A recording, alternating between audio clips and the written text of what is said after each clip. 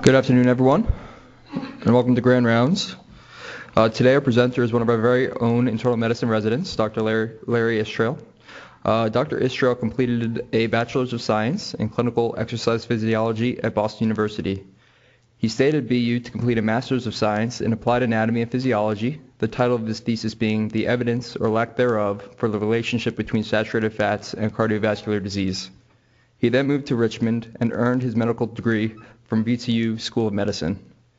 His interest in nutrition and weight loss led to him to found the Ancestral Weight Loss Registry, which is the second largest weight loss database in the world, with nearly 4,000 registered members from 70 countries. Additionally, he is the co-founder of PhotoCalorie, a web-based research service which allows users to upload a picture of their meal along with a brief description, with PhotoCalorie then calculating the nutritional information. The service has been licensed to various research groups, including at Massachusetts General Hospital and Children's Hospital of Boston. Moreover, Dr. Istral has written about nutrition for both MedCrunch Online magazine and the American Society of Nutrition. He'll be speaking to us today about what his endeavors have taught him about sustained weight loss. So please join me in welcoming Dr. Istral.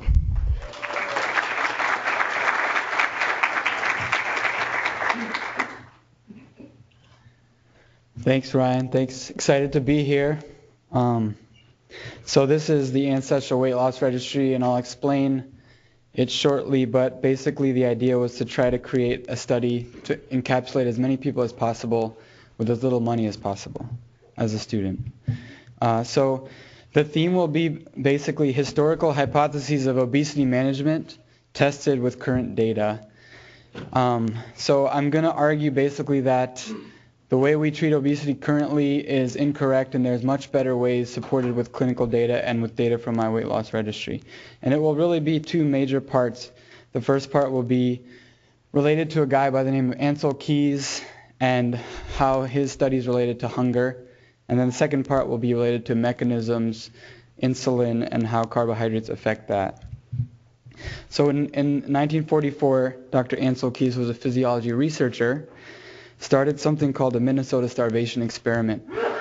And he recruited 34 people to study the physiologic and psychological effects of prolonged and severe starvation. These guys were fed a starvation diet for 4 weeks, and dozens of health outcomes were measured. And this is the newspaper clipping from the time that read, "Men starve in Minnesota." The major foods they ate were bread, pasta, potatoes, cereal, vegetables, small amounts of meats, and dairy. They lost about a pound a week for the first 4 weeks. Then less than that. It kind of waxed and kind of weaned after that. Their extremities swelled. Their hair fell out. Wounds healed slowly. They felt cold all the time. They became depressed, lethargic, constantly thinking about food day and night. One with weeping talk of suicide. Another chopped off 3 of his fingers with an axe. "I'm hungry. I'm always hungry." Not like the hunger that comes when you miss lunch, but a continual cry for the body for food. Even dirty crusts of bread in the street look appetizing, and I envy the fat pigeons picking at them. This is how someone described what it was like to eat so little. But surprisingly, the average daily caloric intake was 1,570 calories, which is about 50 grams of protein and 30 of fat. And if you look at the macronutrient breakdown and compare that to today's most famous low-fat diet created by Dr. Dean Ornish, it's very similar. The macronutrients are essentially the same, and Ornish's plan maybe has a little extra calories. Now, fast forward 70 years, Dr. Carolina Povin, she's the director of a weight management clinic at Boston Medical Center, and she's also the editor of the Obesity Journal, and she was interviewed in the Boston University newspaper, and they asked her about how she treats her patients. When we talk about calorie-restricted diets, how severe a restriction are we talking, they asked. If someone came to my clinic who had a BMI of 30, I would put them on a 1,200 to 1,500 calorie a day diet. They would usually be eating 2,500. And they responded, "Would that produce a chronic hunger?" It does, and it's usually the hunger that people can't tolerate. That is why most diet programs fail. So I was thinking, how did the 1,547 calorie starvation diet, quote unquote, become the standard of care 70 years later? And these are the paradoxes that inspired me to start this weight loss registry, which I'm going to talk about now. So in October of 2011, during first year of med school, I wrote this down: run a clinical trial out of the comfort of my own apartment and pay off my tuition while doing it. Unfortunately, I didn't do the second part. But so if you look at dietary research specifically, or any type of research, usually it's localized to one geographical area for practical reasons. You know, a patient has to come to the hospital. The physician doing the research is located at that hospital. But for dietary research, since it's so non-invasive and there's, with technology today, you can collect dietary data from all over the world, I thought it would be a good idea to try to utilize the internet and the tools of today to try to reverse this scheme here, where it's very expensive, many years, and you only study a small group of people, to the exact opposite, where you could potentially study the entire world for very little money. And shortly after I released the website to the world, Rose was the first person to register from Eugene, Oregon. And then shortly later was David from Sydney, Australia. And then Raquel from Santa Maria, Mexico, who had a interesting challenge, I thought, to limit corn tortillas. And so now there's over 3,700, close to 3,800 people from all over the world. And here are just a few of them.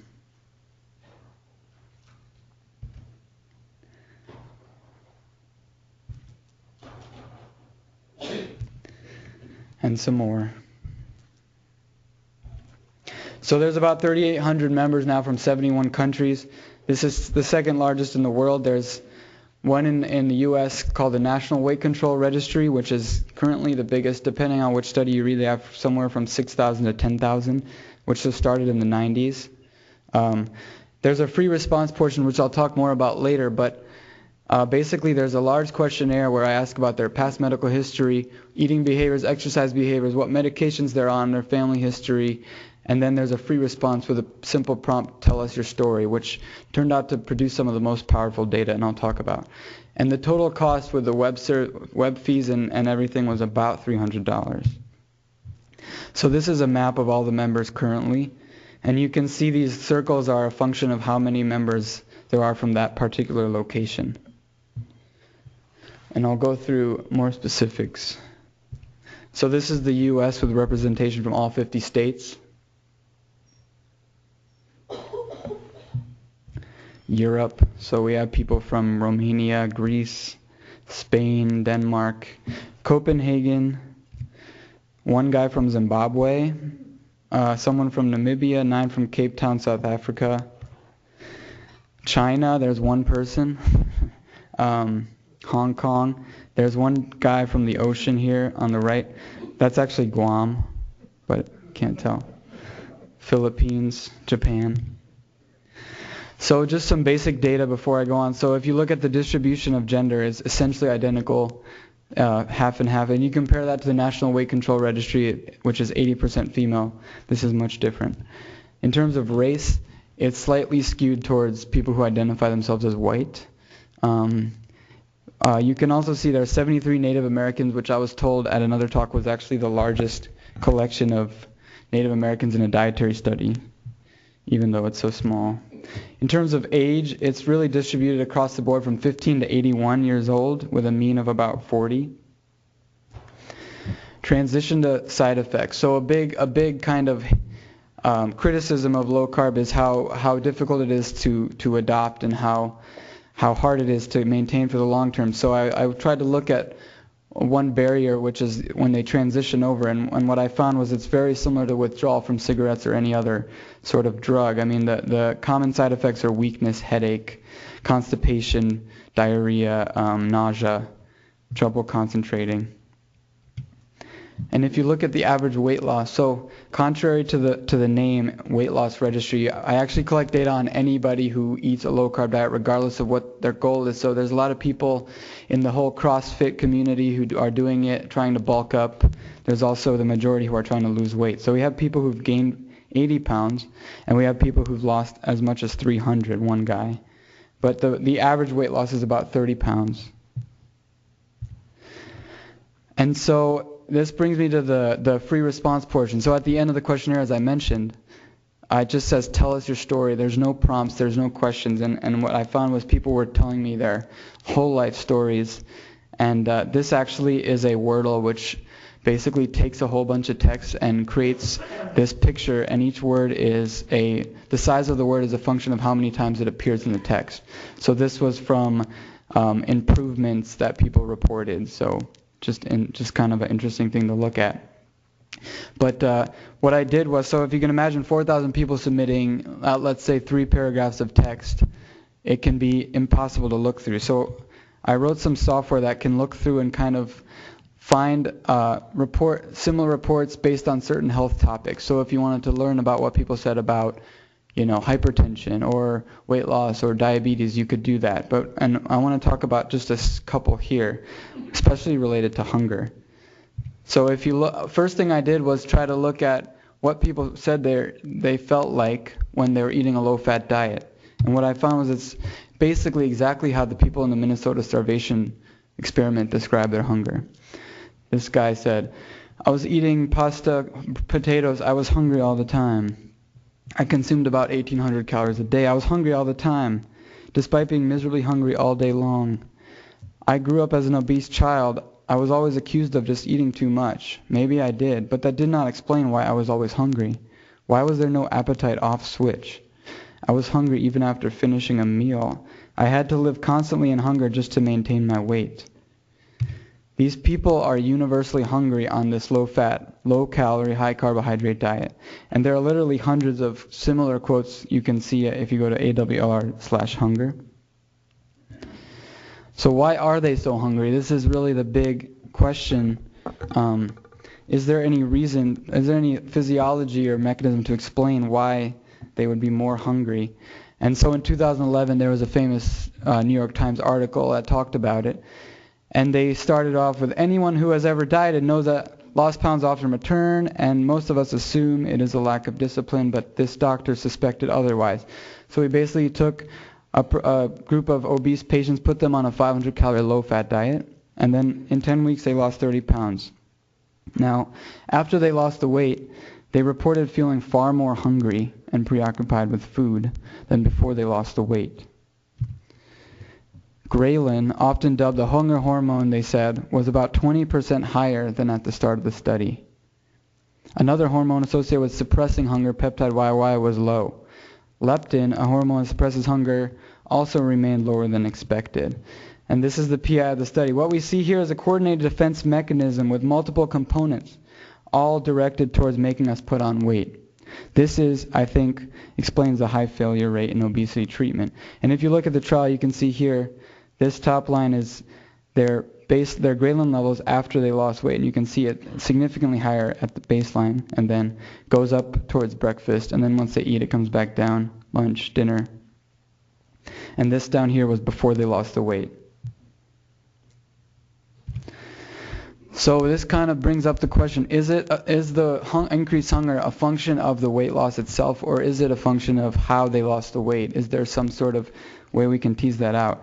And so these same researchers 2 years later did another study, and the PI said, ketogenic low-carb diets are a popular means of weight loss, and in the short term often result in greater weight loss than a low-fat diet. It's commonly proposed that the ketones are suppressing their appetite, and it has been observed that when you put people on a calorie-unrestricted low-carb diet, they spontaneously restrict their intake.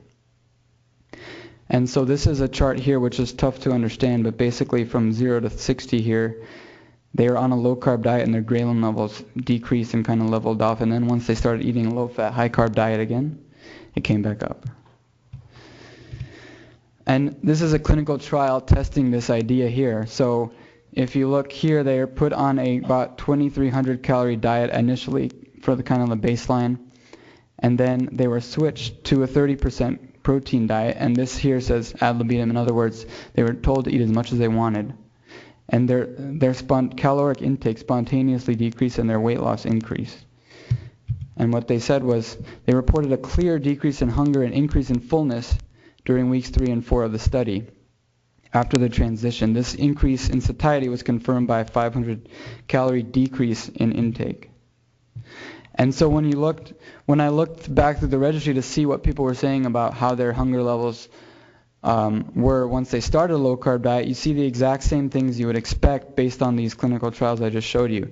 Finally, at the age of 55, I experienced a normal appetite on a low-carb diet. For all those decades I overate, it's because I was hungry. It's not because I had weak willpower. I tried it in the very first day. I walked around in a daze because I wasn't hungry or thinking about food. Low carb did just that and enabled me to lose hundreds of pounds without hunger. Literally almost overnight I felt better. These people are devoid of hunger on a low carb diet. And so I compiled some more objective data on the questionnaire. One question was how hungry are you between meals on a low-carb diet compared to another diet? And you can see on the top here, about 600 said they're never hungry before meals. The majority said they rarely feel hungry before meals. And then about 3 said more hungry, and 150 said often feel hungry between meals. So that really brings us to the second part of the talk. Now, I talked about satiety as one important mechanism, but another mechanism which is a little more controversial is why someone actually, is there any other mechanism that can explain why someone on a low-carb diet would potentially lose more weight? And that has to do with how macronutrients affect insulin specifically. And I'll talk about Dr. Pennington, who was famous in first talking about this. But so if we first look at how we treat it right now in general, this is Dr. Dean Ornish. He's famous for his ultra-low-fat diet. And he actually worked with all sorts of celebrities, including Bill Clinton, who has recently switched to a low-carb diet, by the way. So he says calories do count. Fat is much denser in calories, so when you eat less fat, you consume fewer calories without consuming less food. This is really the traditional way of thinking, which in my opinion doesn't really take into account any potential, physiologic effects that different types of food can have on us. And so this is from nutrition.gov, basically the same thing, saying weight loss can achieve by either eating fewer calories or burning more. And so in this scenario, in this explanation, they would argue essentially that 1 unit of sugar, whatever amount, is equal to 1 unit of fat. In other words, there's no difference in what you consume, it's just how much. And these people will typically cite one very famous study in the New England Journal of Medicine in 2009 by Dr. Sachs and Bray. These are like the two of the biggest names in obesity research. And they wrote this study basically putting people on different diets, different macronutrient composition. And at the end of the study, they said the principal finding is that the diets were equally successful in promoting clinically meaningful weight loss. And then the media took hold of it and started interviewing all sorts of doctors. And this is Dr. Elizabeth Nabel, who's the president of Brigham and Women Hospital. The hidden secret is that it doesn't matter if you focus on low fat or low carb. This is Frank Sachs, the PI of the study in the New York Times. It really does cut through the hype. It gives people a lot of flexibility to pick a diet they can stick with. To lose weight, it comes down to how much you put in your mouth. But what did they actually eat? So in a clinical trial where you're testing a pill or some sort of injection, it's much more straightforward to measure to check whether or not the people took the pill. Well, when you do it with diet, it's not so simple. These people are living at home. They get a piece of paper and they're told to write down what they ate, and then they send the paper in, and it's just like anyone's best guess what they actually ate. So in this particular study, I would argue that they did a particularly bad job of measuring what they ate. Out of the 730 days and 800 subjects they actually measured the diet on 6 days in half of the people. So it's roughly about 18 of the 2,000 meals were reported. And even if you did trust those 18 meals, they reported the exact same diet. If you look at the bottom here, this is the low-fat average protein diet, and they ate about 1,530 calories, which is exactly as the low-carb diet here. And their macronutrients are identical. And then if you look up here at this box, it's highlighting the HDL and triglycerides. And this is actually a really important point because their triglycerides and HDL are identical. And if someone's actually on a low-carb diet, it's almost physiologically impossible for that to be true because, as we'll see later, anyone on a low-carb diet, their HDL goes up and their triglycerides go down. And so these people, there's no way they could have been eating a different diet. And that belief system that we should just eat less, tell someone who's overweight to eat less, does not explain this. This is macrosomia. And if you ask our OBGYN friends how this happens, they will say this. This was in a review article in 2012. The excess adiposity develops in infants of diabetic mothers as maternal hyperglycemia produces fetal hyperglycemia, followed by increased fetal insulin secretion and production of fat. The risk increases when the mean maternal glucose exceeds 130. So in this scenario, unit of sugar does not equal unit of fat.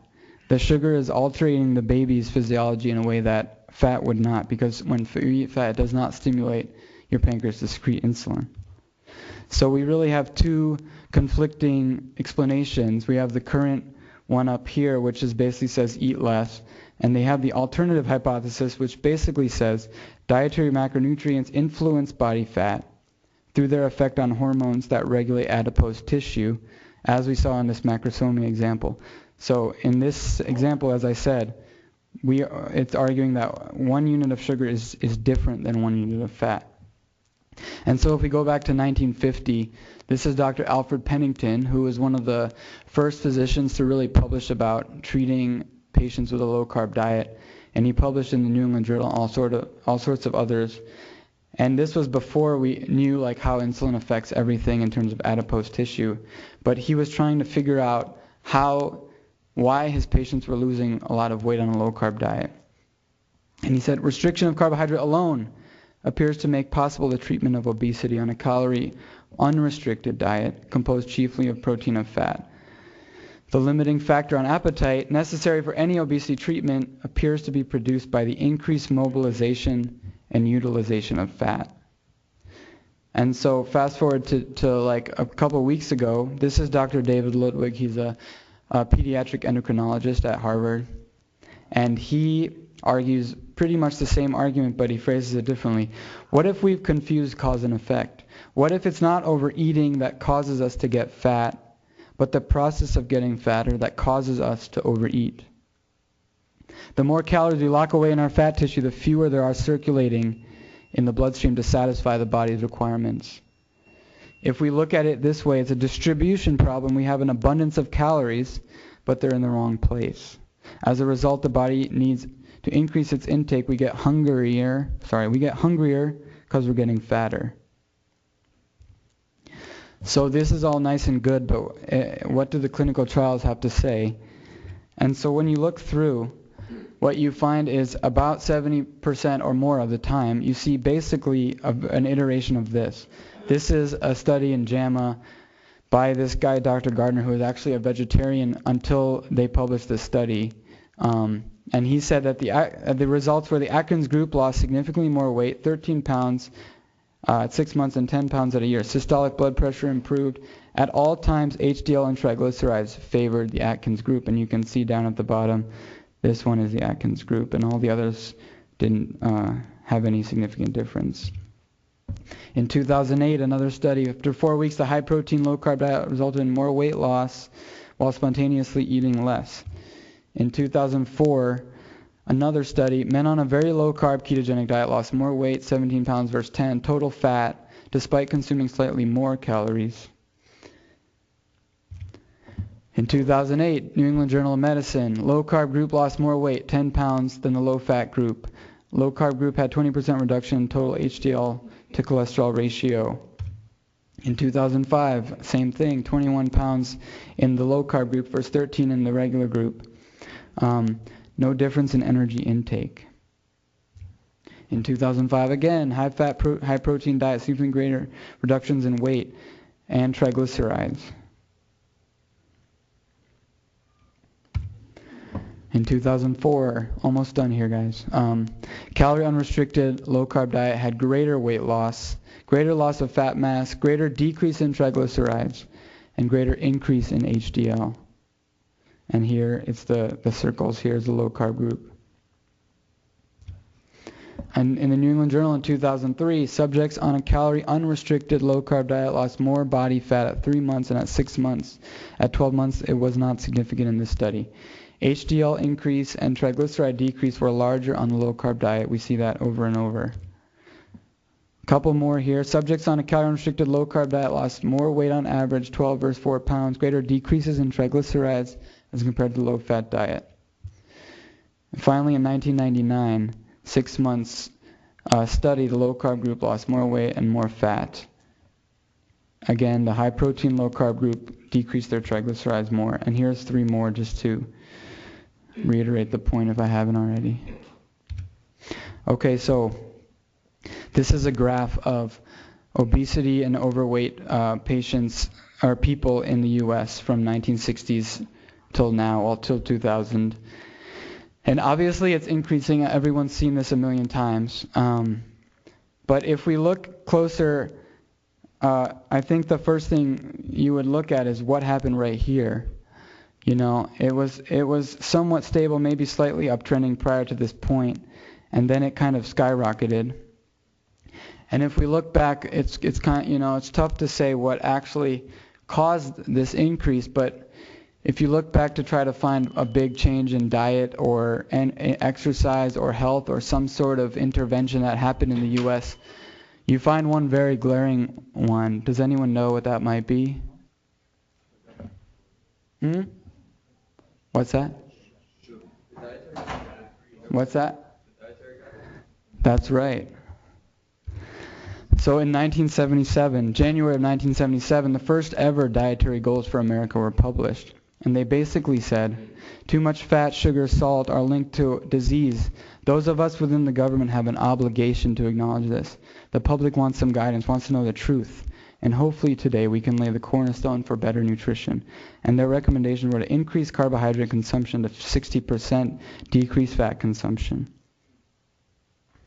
Now, not everyone on this panel agreed. This is Charles Percy. He's one of the guys on this panel that came up with his dietary guidelines.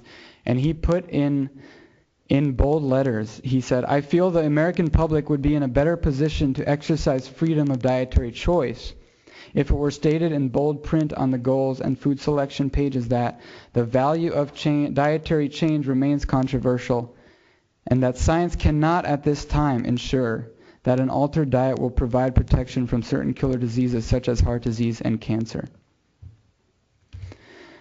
And so if you look at the NHANES data from that same time period, in fact, we have pretty much done exactly what they asked. This is in men from age 20 to 74, and from 1976 till 2000, they've increased their carbohydrates, decreased their fat, and protein has remained relatively stable. And so the American Heart Association recently put out a report on triglycerides, and they said, quote, it is especially disconcerting that in the United States, mean triglyceride levels have risen since 1976, which is really interesting because if you look at the clinical trials I was presenting earlier, every time they put someone on a high carb diet, their triglycerides go up, which would perfectly explain why the triglycerides have gone up since 1976. So in 1984, this cover of Time came out where they're basically saying that fat is bad for you. And then, interestingly enough, 30 years later, the exact same magazine has the exact opposite advice, which is, in my opinion, a function of, one, prematurely coming out with advice without really having any clue what was right and wrong, and two, just the difficulty with which it is to study this stuff. I mean, if you look at how they study, like, you know, associating meat with cancer or anything like that, it's literally a Scantron piece of paper that they give to these people every few years, and they fill out boxes that say, you know, on average, how much did you eat red meat? And that's literally the gold standard, which is unfortunate, but it's just so hard to study that there's just not much better right now. So what's next? This was a picture of a guy named Gary Taubes with me. And he is a scientific journalist who really got me into all this stuff a long time ago. And he has a physics background, and he is a journalist who writes for the New York Times, and he was paid to basically spend 10 years of his life researching the history of public health related to nutrition. And he wrote this incredible book called Good Calories, Bad Calories, which is incredible. And he also wrote a New York Times article in 2000, I think, when this topic was still super controversial, and it was called What If It's All Been a Big Fat Lie? Basically arguing that fat doesn't make you fat. And he got so much pushback, it's absurd, and people were just like, we're not having it. And now, 12 years, whatever, later, it's much more accepted of a topic. But anyways, he was on this crusade to try to get researchers to fund a highly rigorous study to finally, in his opinion, test this once and for all. So one day he was on the radio talking about his book, and a guy, I forgot his name, but he's head of the Arnold Foundation, which he's a billionaire who funds research related to health. And he heard Gary on the radio and eventually gave him $30-something million to start this nonprofit called the Nutrition Science Initiative. And so he and this guy here, Peter Attia, who is a physician, started it, and their goal was to fund highly rigorous clinical trials in the field of nutrition and health. And so they got a bunch of money, and they're currently funding multiple studies, and there's one in particular which I think is the most relevant to this talk, where basically they're putting people in a hospital and they're feeding them exactly the same amount of calories, except one group is getting the vast majority from fat and the other is getting the vast majority from carbohydrates. And they're in the hospital, so they know exactly how much they eat, how much they burn. And if this alternative theory is true, then the people who are eating all their calories from fat, or most of them, should either gain less weight or not gain as much or lose weight compared to the other group. So we'll see what happens. So in summary, I'm arguing that a low-carb, calorie, unlimited diet is the most effective way for people to lose weight based on randomized trials. And the data I presented from the registry I started seems to support this. And I believe the mechanism is through increased satiety from the extra protein resulting in spontaneous decrease in energy intake, plus the potential effect that the carbohydrates were having on these people's adipose tissue. So that's all I got.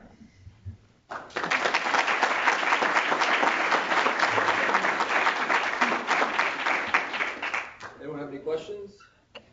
Go ahead. Do you have any thoughts on intermittent fasting followed by normal diet in the course of the week in terms of weight loss? There are people, for example, in Great Britain, like Pelosi, where she advocates that. I'm wondering what your thoughts are. Yeah, I mean, honestly, I'm not too up to date on this fasting. I know it's like popular in the lay community, like to do it every once in a while. The theory being that it would, spark some extra weight loss. I'm not sure, but if you look at the mechanism, it's relatively similar to how it would work supposedly in a low-carb diet if you're mobilizing fat tissue to help with your satiety. So I don't know specifically about the data behind that, though. Yes. So, say we come out of the NUC's trial and it's high carb diet.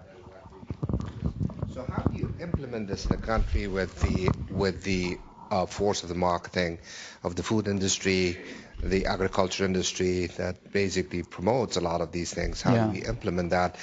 And then how do you then export this to the global sort of side of things that we're exporting our diet and our lifestyle to the rest of the world?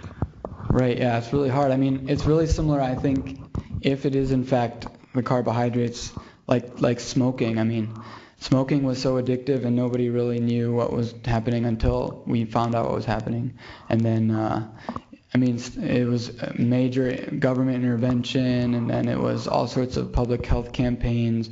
But I think the first step is knowing for sure what truth is, because right now you can go on Google and find a bunch of data to support any topic you want. And I think that's a function of the poor dietary assessment measures we have and the lack of rigor in this. I mean, a lot of these nutrition studies would not even come close to the rigor that we have in like drug trials. Like it's like a joke, really. And I actually used to work for that doctor I spoke about, Dr. Apovian, when she talked about how she puts people on a really low calorie diet. And we always used to have arguments about this because I felt like all their people were hungry, and it's just how I just don't understand how that's a reasonable solution. You know, coming from Dr. Apovian, who's a naturally thin person like myself, like it's easy for us to say, you know, eat a little bit less. But if the person is hungry, in my opinion, we're missing something. Like their most basic physiological drive is not being met. So I think it, like, to answer your question, just starts with the absolute fact of what the truth is. Hey, Larry, nice lecture. Quick question, two questions. One is, if weight gain begets weight gain, why doesn't weight loss beget weight loss? And why is there such an unbelievable recidivism among people who have dieted? And then secondarily, since you advocate high fat, are all fats equal? So should I have olive oil or butter, or it really doesn't make a difference in your view? Good question. So the first one, does weight loss beget weight loss? I don't know. I just know that. Sorry, what was the first part of your question? Weight gain begets weight gain. Right. So okay, it has to do with what's happening to the fat cells in your abdomen, etc. Right. Why doesn't weight loss get rid of some of those guys or shrink them and make them less active metabolically? But it does the opposite. Everybody regains weight, it seems like. Right. So I guess that two parts of the question. One is this theory is that of quote unquote internal starvation, that for some people maybe they're more sensitive to carbohydrates and others are diverting more calories to their fat cells, resulting in their other cells being essentially hungry, and that converts into you being hungry. So I think when they go really low carb, the theory is that you're mobilizing the calories from the fat cells to your other cells, and that helps with your appetite maybe. In terms of the second question, in terms of what to eat, I mean, yeah, I think if you look at randomized trials, to be short, like the only one that's ever really been shown to have a huge benefit to heart disease was these Mediterranean diets where they were eating all sorts of olive oil, but all the saturated fat ones are not conclusive, and I would argue that saturated fat is neutral and probably olive oil is good, but it's just tough to say for sure. Yeah. Is it too simplistic to just say go Atkins? I don't know. I think that's a big part of it. And also to the rest of your question, the other part of Dr. DiLorenzo's was why do people regain so much weight? So on the Atkins diet, this is just a theory I have, but they kind of recommend you start really restricted and then kind of increase carbohydrates as you go along. And that's what they did in a lot of these studies. So it's possible, in my opinion, that maybe, if some person, let's say, can eat 20 grams of carbs a day without gaining any weight, and then after that they gain weight, reintroducing carbs is not going to help them the same way. Someone with a peanut allergy, you can't just give them less peanuts, So I think Atkins was onto a lot, and I think it's basically the right thing, in my opinion, maybe with a lot of...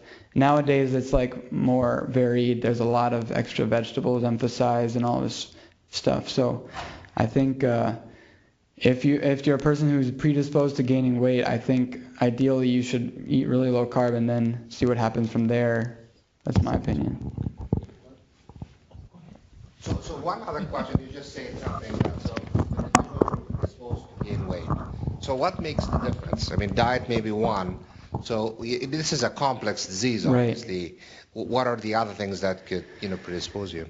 Right. It's a good question. I mean, I think, in my opinion, maybe this is too simplistic, but I think trying to explain the trend from 1977, the only way I can think of it is, one, there was probably a lot of things that happened, and there's all this research on like antibiotics causing, excess weight gain, so maybe that's part of it. I don't know if there was more antibiotics given during that time or if it increased, but I think the other part of it is that if a person is, let's say before these guidelines came out, assuming that as that NHANES data show that people listened, let's say they were eating, 30% from carbohydrates, and then maybe that was their level at which they, on average in the U.S. population, maintained their weight, and then once they bumped it up to 50, maybe that, had them gain more weight, and then they became hungry, and then it was just kind of a recurring cycle. But it's probably not that simplistic, but that's just what I think. Yeah. First, Larry and I first met comment when he was interviewing, and he was in part of his application he put about this, so I actually researched it quite a bit. So first, I congratulate you for your passion on what you're doing. This is probably the biggest public health issue that meets us today, is obesity. And so jumping into this with your passion, I really applaud you for what you're doing. I think the website's fascinating. So can you tell me, is there any functionality from a social network standpoint? Can the people talk to each other? Can they blog, or do you blog on that as well? How does that work? Yeah, so there is a blog, and once I started residency, what I did was, so when someone registers, they can check a box to say, I would like to be featured on the blog. And if they have submitted a before and after photo, and I wrote text, then they'll be featured on the blog. And so once a week, that gets published. And so there was also times when I would write on the blog, but given that I'm in residency, that doesn't happen. So what I did was I basically batch it. So I'll take, there's like hundreds of people who've submitted before and after photos and text. So every so often I'll schedule a bunch of posts that publish once a week, so that it seems like the blog is being maintained. But so that's one part. People have their stories featured. You do blog sometimes. There is not really a functionality for people to talk amongst each other. There was a forum at one point, but I just thought it was too convoluted, so I took it out. I think you're onto something, because no one's cracked this nut that we call obesity right now. Yeah. And it's a major problem. Obviously, there's lots of controversy on the components of macronutrients that still exist today. But I encourage you to keep up your progress and passion with it, so that we can tackle this ominous problem. Thanks. Let's go back and look to the National Gallery of Art and look at the pictures there of back in say Middle Ages. The prominent ladies there are all, by today's standard, obese. Part of the thing is that you have a social situation where the people who cannot afford to eat well are skinny, but they don't want to show off that they can't afford it, so they pig out. And I think this is part of even today, a certain part of the problem. Yeah, and actually that's another point. So Gary Taubes in his book, one of the many arguments is, if it's just about eating too much, how do you explain poor countries that have obesity and cachexia essentially at the same time? And his argument is that if you do believe that it's the carbohydrates, like the carbohydrates are very, very cheap, and if you're very susceptible to these carbohydrates and you're eating, that's all you're eating, then you could potentially gain weight, while the people who are not are skinny. And that's just a theory, but yeah. So you were saying that part of the problem in research is validating true intake. Does your app, is there a direction that you took with your app? Yeah, so that was, I didn't mention it in here, but basically in 2008, I think, is when the App Store first came out, the iPhone App Store, or 2009. And at that time, and still to this day, they were using paper to measure what they ate. And when I was working with Dr. Apovian, I would get these pieces of paper, and it would be writing, and it would say chicken. And it's like, okay, well, this person had chicken. I don't know what she had with it, what type of chicken, like was it fried? I have no idea. So I would just basically guess. And then the database that we were using is this Windows DOS like terrible thing with 16,000 foods. So usually the food wasn't even in the database, so I just have to literally make it up. So that was the inspiration that I teamed up with some other people, and we basically created this app. Initially the idea was to just take a picture of your food, and then in the background we would try to calculate the nutrition for you.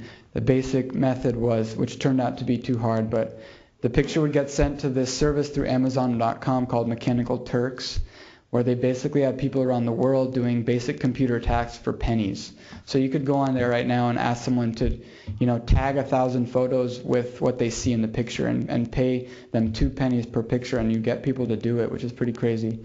So our idea was to send it to those people, tag it, and then it would search our nutrition database. But it turned out to be too expensive, and then lots of other things, like if you take a picture of chicken and you send it to this random guy in Egypt and he tags it as shoe, then you need to somehow figure out if that's true or not. So it just got really expensive. And then if it's a burrito or a sandwich or a Coke, how do you know what's in the burrito? It's impossible. So our method turned to just picture plus user data, and then it would sync with the doctor, so the doctor or the researcher could at least see what they ate, literally see what they ate. It's still not perfect, and it's far from perfect, and then there's still all sorts of terrible problems. And I honestly, I think it's an impossible problem, because until we get our gut to tell us how many calories is in it, or the food to tell us, it's impossible. Because if you go to the local Thai place, you have no freaking idea what's in it, So I watched a nurse colleague going to liver failure following the Atkins diet to the T. Mm-hmm. So what I'm wondering is what your recommendations are to avoid something like that, and what the literature says about long-term low-carb diets. Yeah. I've never heard of liver failure from that. There are reports of increased risk of kidney stones, and in people with kidney failure, obviously high protein diet is bad. So I'm not saying it's perfect for everybody, and I don't know, I can't speak to what happened with your personal case, but I know that I've never seen any report of liver failure. And in fact, the Nutrition Science Initiative, one of the other studies they're doing is trying to treat NASH with a really low-carb diet. The basic idea is that, if they're infiltrating with triglycerides it's coming from glucose, and so that's the theory. So they're actually trying to treat liver disease with it. So I'm not sure if there was some predisposing issues, but I don't think there's any liver issues that I know of. Just a comment and a question. I think to echo the data is not good. I mean, it's not only in dietary and weight loss kind of studies. It's also in heart failure studies. The sodium data that we have is pretty poor. Yeah. All of these studies in the NHANES is usually on a 72-hour recall diet. Yeah. One transect of time. Mm-hmm. What about holiday heart? What if they were, Right. were recalling what they ate over the holidays versus not? Right. It's very variable. Mm-hmm. And then just, how did you name it the Ancestral Weight Loss Registry? So that was actually I asked Gary Taubes for his advice, and because the basic idea is that I wanted to collect as much data as possible, and there's these two competing communities of low-carb diets, which is kind of silly in my opinion, but it's like the people who eat paleo, which is this new up-and-coming, basically rebranded low-carb diet for young, fit, healthy people. And then there's the low-carb diet, which is the traditional overweight woman who, eats Atkins. And so they both are opposed to each other. So I didn't want to name it low-carb in any way. And so this word is kind of a catch-all, back to our ancestors, before processed food type of thing. Branding, yes. Yeah. Hey. Hey, Larry, I want to say it was an excellent presentation. Thank you. Excellent job. I just have a comment. Never mind the fact that as an intern, I don't eat very well of all the meals that are provided to us on wards. But just a personal anecdote, I remember as a first-year medical student, I changed over to a very low-carb diet, and it was probably the best thing ever.